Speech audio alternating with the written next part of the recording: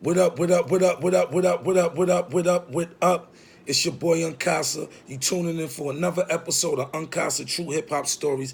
I am Unkasa. Thank you for subscribing, your likes, your views. I appreciate everything. The word of mouth, the write-ups. Thank you to everybody that's been writing up articles about the platform. Thank you. It's very appreciated. Before I get into tonight's show, I would like to apologize for last week's outburst on last episode. Sometimes you gotta address things, but we not gonna bring none of that negative energy back over here where I'm selling pies at. Positive internet energy. Back to the regular scheduled programming, back to positive energy. No more outside negative energy. Like I said, we gotta keep that bad bacteria away from this platform. So my apologies to the subscribers and the viewers for that little outburst last episode. Now, back to regular scheduled programming. I would like to thank my sponsors for the day. Like I said, shout out to trendingtopics.com for this Street Dr. T. Shout out to my guys over at Extra Bacon for this Run Ricky Run hat. Hit them on Instagram at Extra Bacon. They got Wildfly merch. So, you know what I'm saying? Thank you for the camo hat. Tonight's sponsor is Bel Air. Shout out to my dudes at Bel Air. They send me boxes every month, and I told them when I get my platform popping, I would definitely shout them out. So shout out Bel Air. Shout out Bamboo. Weezy, what's up, baby? Yeah, I'm on this Bamboo. And like I said, man, I apologize for any negative energy I might have brought to this positive energy platform. So we gonna get into it today. Tonight I'm smoking Dosey Do. This is a part of the show where you slow motherfuckers roll up. While I take a shot of this Bamboo, y'all roll up. Tonight's episode is how I met the voice of New York City, Angie Martinez.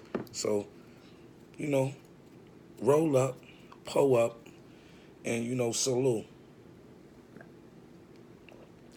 Salute, baby. Y'all ready? Here. Give you a light.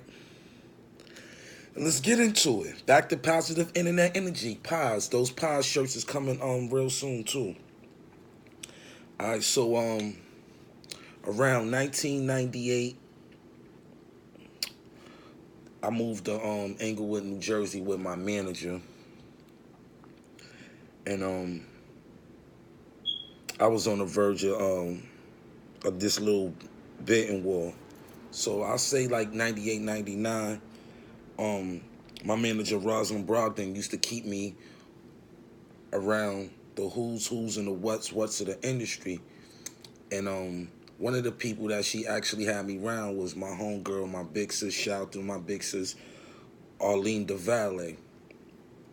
She was an A&R at Loud Records at the time. Shout out to Loud Records, the Loud Records staff that was up there, Malik Shane, Steve Rifkin, everybody over there that was at Loud Records. So shout out to y'all.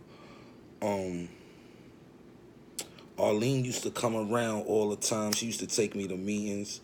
You know what I'm saying? She introduced me to Pun. She introduced me to Prodigy. She introduced me to whoever was really up there on the Loud staff at the time. I knew Raekwon. I also used to see Raekwon in the Loud office, but I knew Raekwon through my niggas Baby Thad and Chip Banks, God bless his soul, through the American Cream Team. He used to always come to our hood, so he already knew of me. So Arlene used to just come around, take me to meetings, introduce me to parties, little anything industry orientated she used to take me to. So to this day, I appreciate her for that. So one day,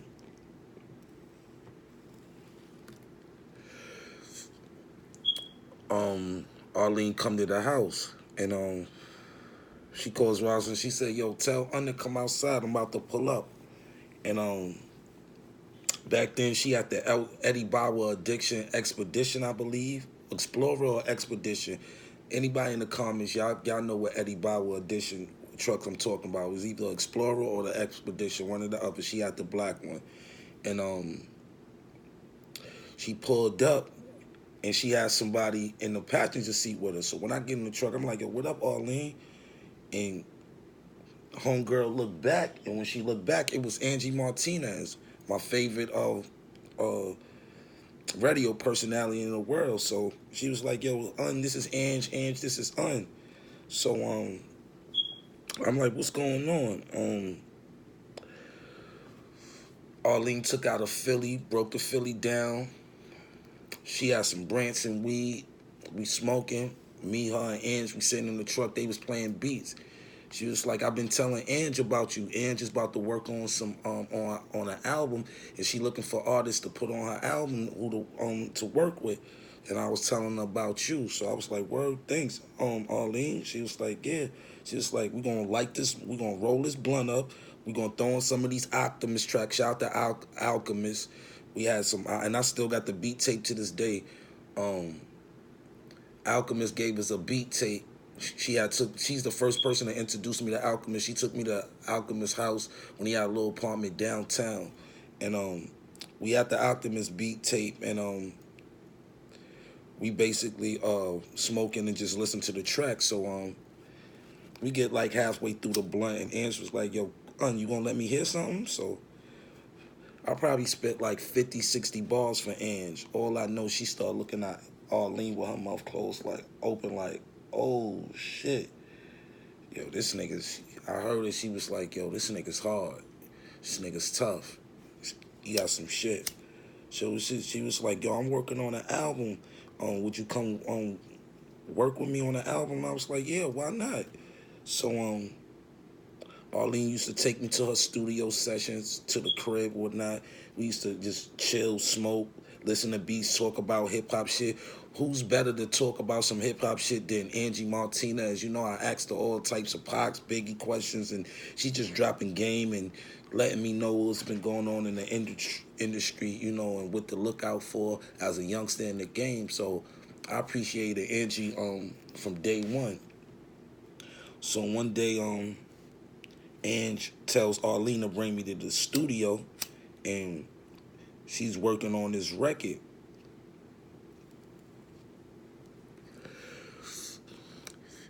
With these producers, Sean Kane and Nobody. Sean Kane and Nobody, I also believe they also was working with Pun. They did the I Don't Want to Be a Player No More remix, I believe. Beat, Nobody.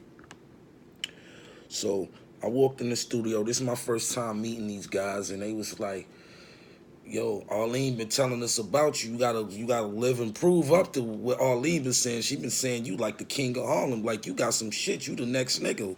So I said, yo, I get busy. So he was like, yo, you hear this beat right here, you fuck with it? And I was like, yeah. So he was like, yo, get in the booth, spit a 16 to it. So I get in the booth, and it's Arlene, Nobody, Sean Kane,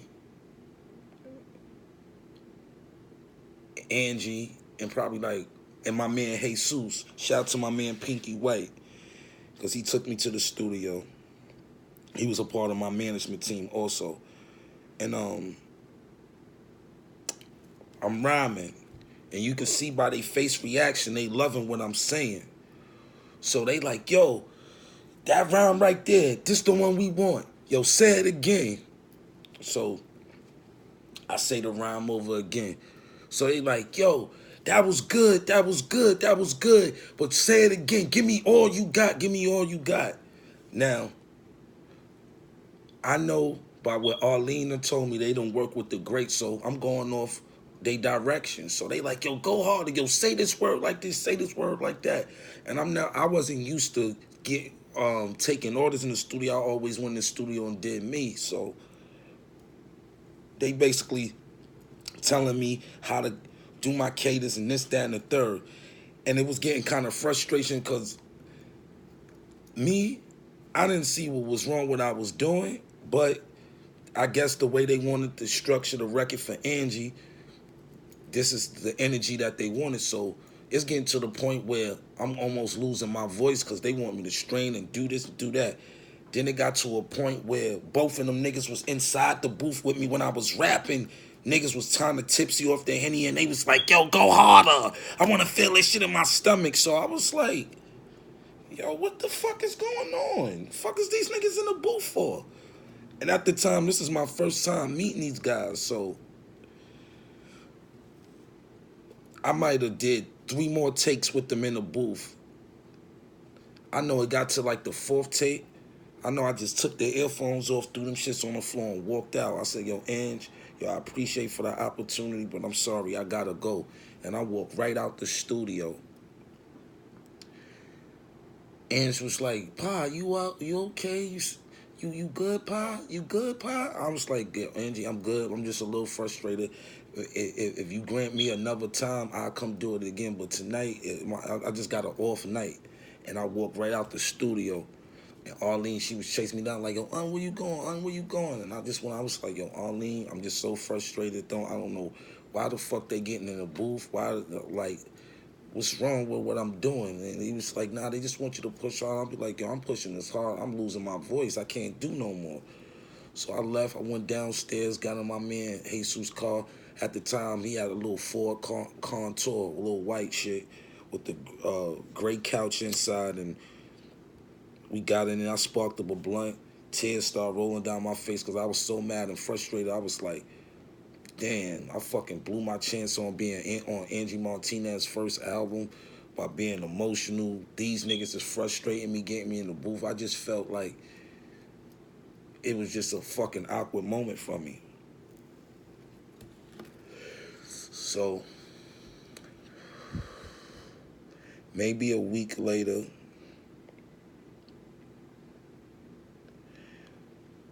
Angie told Arlene to bring me to a photo shoot for her album. It was like down in, I believe it was like down by Chinatown, Soho area. She had like this apartment, you know, as her set, you know what I'm saying, makeup artist and all that. And, you know, I pulled up with Arlene. We got some brands in, went straight to the photo shoot. And when Ann seen me, she greeted me with a hug and a kiss. It was like, Pa, you good? You was up. She's like, yo, bro, you was really killing it that night. I was really feeling what you was doing, man. That shit was hard, man. You can't let her. They just, I understand they probably was all in your space, man. But yo, I was really loving what you was doing. You gonna be one of them dudes, man. Believe me, I've been around them all. Pac, Biggie. You got what it takes, man. Just keep working, keep working. I was like, Ange, I just thank you for the opportunity. I'm sorry if I disappointed you in any way, but I just appreciate for the opportunity. She said, no problem, Posse. She was like, you might ain't make this album, but there's more albums to make. You know what I'm saying? And I was like, okay. So she was like, yo, just chill. We're going to smoke. We're going to chill. We're going to vibe. I know you like to talk about this hip-hop shit like I do, so we just going to vibe and vibe out and shit. So I'm like, cool. So that was my first time actually at a real photo shoot, like big lights, cameras, a whole room full of wardrobe trailers and all that. So we in Ann's trailer and we smoking and shit. So outside was where the food and beverage table was at. So I went out there by the catering table and got some food. And I went and got something to drink. And as I was bending down to get something to drink, like this purple lavender, it might have been a drop CLK, purple lavender shit, bright ass headlights, pull up, shiny ass rims, all white seat with the purple inside. And that's all I'm seeing at first. I ain't even seeing who the fuck in it. So I'm checking out this car and I'm looking and I'm like, yo, that's a custom Benz. That shit custom. I can see the way the kit and everything and the color. It was like a purple, metallic, shiny, like purple shit. And then after I finished examining the car, I looked and it was Missy Elliott. I was like, oh shit. Missy had hopped out, had a matching Adidas sweatsuits the same as the motherfucking lavender Benz, hopped out on Ange, gave Ange hugs, smoked a blunt. Ange was like, yo, this my guy. Unlike guy, he's an outstanding rapper. She was like, oh, word, what's going on? What's going on with you? And we just chopping it up. And Arlene pulled me to the side. She was like, yo, I know Bryce and them, offering you a deal, but I'm trying to get you signed up here at Loud Records. So I'm like, all right, cool. So every day for like that 99 something, I remember we went down to Loud Records and she gave me mad promo stuff for the Murder Music album. This They was on a promo run for Murder Music. Gave me Murder Music bandanas, t-shirts, albums, stickers, all that type of shit. I'm meeting Prodigy. I'm meeting these niggas that I'm listening to and watching and growing up on the train with a Discman or a Walkman, and now these guys is in the office greeting me and showing me love, sharing Chinese food with me and pizza and offering me stuff and like, yo, you want to take a flick, and yo, we in here just chilling. You want to hear some of the new stuff? And earlier on, like I got to hear like Murder Music before it even dropped. So, and I gotta thank that to Arlene. She used to always keep me around fly shit, from parties to just get-togethers in the industry. You know what I'm saying? Ross put me around good people. You know what I'm saying? Arlene was definitely one of them, and I want to always, give her kudos and shout out. I remember she took me down to this hotel, and at the time she was involved with she had a daughter with Devontae from Jodeci, and she knew I was a big Jodeci fan, and from back in the day. So she said, "Yo, come with me. I'm going to see my baby my baby dad. I'm taking my daughter to go see her father." And I didn't know who her baby father was at the time. So we go to the hotel, and he opened up his man opened up the door. Bazaar Royale. His name is Bazaar Royale, but they called him Boogie. His name was Boogie back then. But if y'all in the industry, everybody gotta know Bazaar Royale. That's my dude. That's Boogie. That was Devontae's right hand man. So we walk up. He opened the door. He like, "Yo, what up? What's going on?" He was a cool dude from the dorm. When I walk in, I'm looking. I'm like, "Yo, this nigga look like Devontae." And she was like, "Yo, Devontae." And I'm like, "Oh shit." I'm like, she like. She's like, "Yo, this nigga grew up off y'all stuff, D." He was like, "Where?" She was like, "Where you from?" Like, "Harlem." He was like, "What you do?" I was like, "I rap." He's like, "Nah, you can't. If you from Harlem, I know you spit that gutter shit." So I was like, "Yeah." He was like, "Come on, we gotta go smoke in the bathroom." This bathroom was about big as a motherfucking office. It was a big ass fucking bathroom, shower, jacuzzi, all that shit. And he was at I forgot. We might have been at the Plaza Hotel or some shit like that, and we in the bathroom smoking, and he had equipment set up in the motherfucking bathroom. This nigga had equipment like three different spots in the hotel room. He had equipment in the bathroom with a mic and all that shit set up, and he was putting on beats. He's like, "Yo, you shorty, tell me if you fuck with this." And he was playing some mean shit, and I was just rhyming, and we were just smoking and vibing. He was like, "Yeah, this that gutter shit I like." I was like, "Yo, you like hardcore shit?" He said, "Yeah, I'm a R&B nigga, but I listen to that hardcore shit. I fuck with that Harlem shit." So that was my first time meeting Devontae from Jodeci. Cool ass nigga. Cool ass nigga. Talented ass nigga. Down to earth, dropped wild Jews on me. Told me about my cadence and how to project my deep voice and being baritone. And like, I was like, they put me around the greats, like off top. So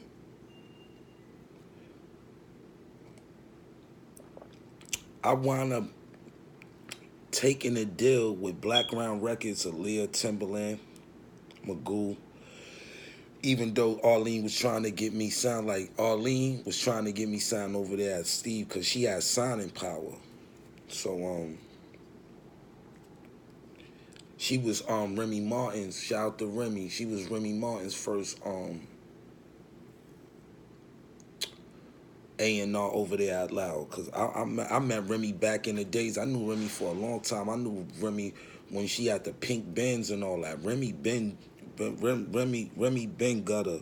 Remy been that bitch. Remy been that bitch. I know Remy for so many years. So shout out to Rems, but Remy was definitely a part of that Loud family back then. She been in the game since she's like 17, you know, coming in the game. And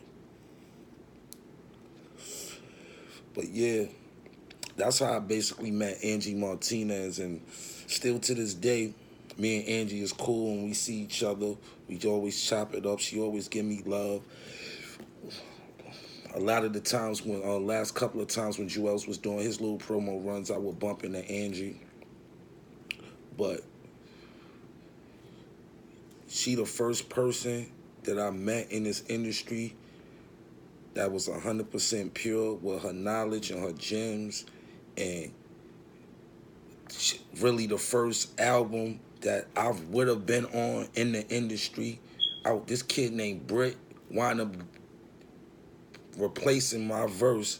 Like somebody, they wound up getting another artist that was popping at the time.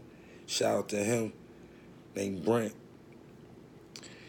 and putting him on the track with Angie. But at the time when I was driving in the car one day with my man Jesus used to drop off blood to diagnostic spots from Brooklyn to Teterboro. The song came on, he turned it up, he's like, look, this could have been you. So that's the first time that I learned that your emotions could succeed what you doing.